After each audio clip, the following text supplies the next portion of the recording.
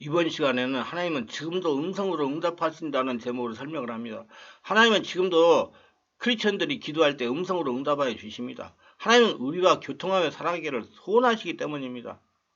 예수를 믿는 우리가 하나님의 음성을 듣는 것은 생사간의 문제입니다. 예수님은 이렇게 말씀해서 문지기는 그를 위하여 문을 열고 양은 그의 음성을 듣나니 그가 자기 양의 이름을 각각 불러내어 인도하느니라.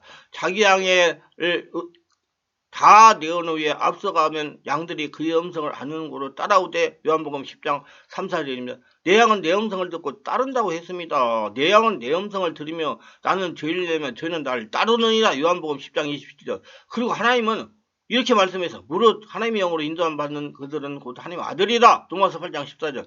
하나님의 자녀인 우리는 하나님의 음성을 듣고 인도를 받아야 됩니다. 그래서 하나님은 그의 자녀들과 여러 모양으로 대화하고 싶어 합니다. 하나님은 지금도 여러 통로를 통해서 우리에게 말씀하십니다. 하나님께서 인간이 하나님의 음성을 들릴 수 있도록 창조하셨습니다. 듣는 귀와 보는 눈은 다 여호와의 지으신 것이라. 잠언서 20장 12절. 오늘날 보통 사람들은 하나님의 말씀을 듣는다는 것이 이상하고 어렵다는 생각을 합니다. 그러나 성경은 주님께서 듣는 귀를 주셨기에 이것이 쉽고 가능한 역사라고 말씀을 하십니다. 그들이 날이 서늘할 때 동산에 거하시니 여호와의 하나님 음성을 듣고 아담과 그 아내가 여호와의 하나님의 낯을 피하여 동산나무 사이에 피한지라. 창세기 3장 8절. 성경에 보면 에덴 동산은 죄를 지은 후에도 아담과 이브는 하나님 음성을 들을 수가 있었습니다.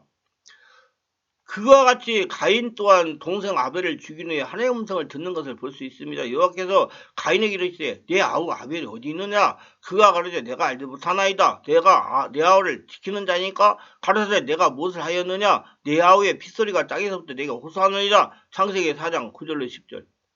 하나님의 음성을 듣도록 우리가 창조되기 때문에 우리는 하나님의 음성을 들을 수가 있습니다. 고로 하나님의 음성을 들어야 사는 겁니다.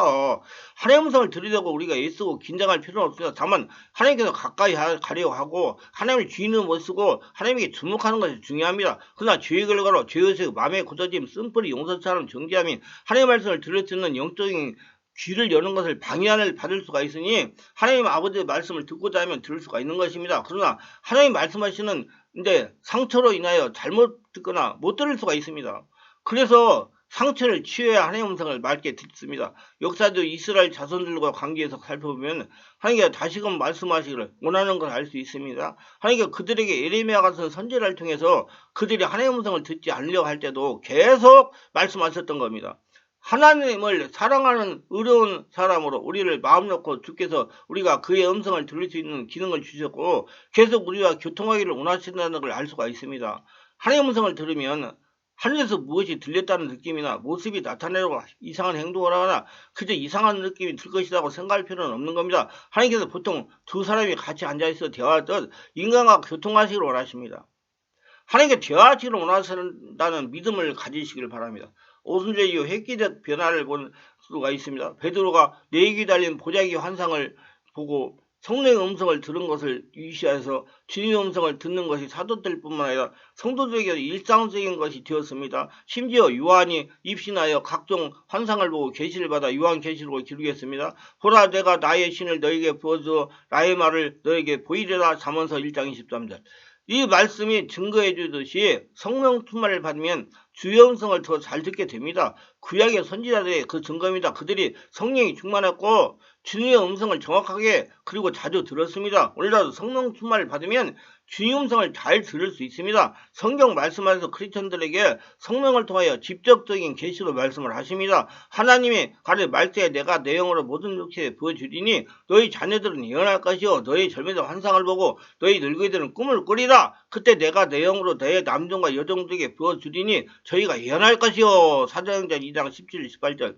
이거는 신약 성도들에게 대한 예언입니다. 여기에 나오는 꿈, 환상, 예언은 모두 주님이 우리에게 말씀하시는 방법 중에 하나입니다. 즉 주님의 음성들입니다. 성령 충만하면 주님의 음성을 훨씬 더 잘 들을 수 있게 되는 것입니다. 이거는 성경적인 명백한 진리입니다. 하나님은 살아계신 하나님이십니다. 살아계신 하나님의 음성으로 그의 자녀들과 교통하기를 소원하십니다. 고린도서 12장, 14장 이렇게 보면 성령의 은사를 사모하라고 구하라고 또 나옵니다. 특별히 예언을 하라고 또 나옵니다. 사도행전 2장 17, 18절에 마지막 때 성령을 부어주신다는 겁니다. 지금이 마지막 때라는 걸 동의하면서도 마지막 때에 관한 말씀을 제대로 믿으려 하지 않는 사람들이 있습니다. 성령을 부어주시면 무슨 일이 일어난다고 성경에 쓰여 있나요? 영적인 꿈과 환상과 예언이라고 나옵니다. 하나님의 소리를 알아라 그 말이에요.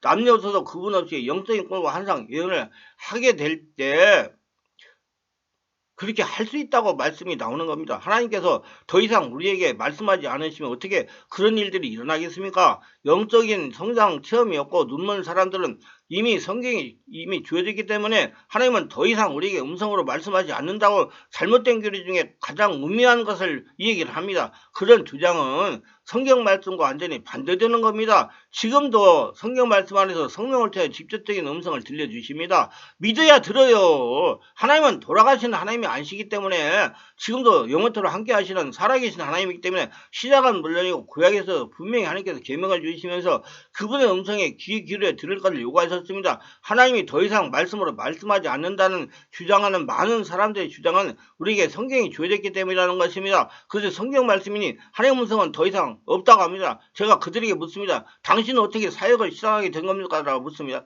그들은 이렇게 대답해요. 하나님이 저를 주의 종으로 부르셨으면 제가 다시 되물었습니다. 하나님이 어떻게 당신을 목사를 부르신 건가요? 하나님이 더 이상 말씀하지 않는다고 했잖아요. 그러면 아무 말도 하지 못하더군요. 제가 담대히 말씀드립니다. 하나님이 더 이상 우리에게 음성가로 말씀하지 않는다고 주장하는 교회나 단체로부터 멀리 떨어져 나오시기를 바라며 그건 거짓된 교리이고 거짓된 가르침입니다. 특히 환난을 다가올 시기에 하나님의 음성을 듣지 못한다면 엄청난 손실과 피해를 받게 될 것입니다. 성령 인도하심을 받지 못한다면 죽게 될 수도 있습니다. 하나님의 음성은 듣는 것이냐 죽는 것이냐 사느냐가 결정됩니다. 다가올 재난의 시기에 우리는 하나님의 음성을 들을 수 있어야 됩니다. 그것이 얼마나 심각하게 중요한 것인지 갈수록 더 강조돼야 됩니다. 그분은 우리의 음성을 우리가 음성을 듣기를 원합니다. 우리는 그분의 음성을 알아야 됩니다. 늘 성령 충만하게 원하고 하나님의 음성 듣기를 원하는 사람과 어울리고 늘은 교회를 찾아가십시오. 하나님의 음성은 더 이상 없다라고 거짓으로 가르치는 교회에서 멀리 도망쳐 나오시기를 바랍니다. 교단과 신학적 교리에 빠져 인본주의적이고 종교적인 교회 예배는 주님의 임재와 기름 부음이 거의 없고 메말라 소수의 양들이 굶어 죽어가고 있습니다. 이제는 그런 종교적인 교회에서 성도들이 떠나야 됩니다. 그래서 자기 영혼을 스스로 지키고 눈 멀고 귀가 멀은 목회자를 정신을 차리게 해야 됩니다. 그러면 왜 이런 거짓 주장이 교회에 깊이 뿌리를 내었을까요? 그것은 오랫동안 목회자들이 말씀만 중시하고 성령을 멸시했기 때문입니다. 그래서 성경 지식만 쌓이고 주님의 음성을 듣지 못하는 것이 일상화되었기 때문입니다. 오랜 동안 뿌리가 박혀 비정상적인 이 정상으로 하고 우기고 정상을 비정상이라고 우기는 웃지 못할 일이 교계에서 벌어지고 있는 것입니다. 주님의 음성을 듣지 못할 뿐 아니라 들을 수 없다고 주장하며 가르친다면 어찌 양들을 바르게 인도할 수가 있겠습니까? 속에 목회자를 어떻게 믿고 따라갈 수가 있겠습니까? 성령이 임하시면 주의 음성을 잘 들을 수 있게 됩니다. 믿으시기를 바랍니다. 성령은 바울이 말한 대로 지혜와 계시의 영입니다. 어떤 분은 이렇게 반문할까요? 저도 성령세를 받았는데 왜 주님의 음성을 듣지 못하는 것일까요? 그는 성령세의 표적인 방언을 받았으니 열심히 기도하지 않았답니다.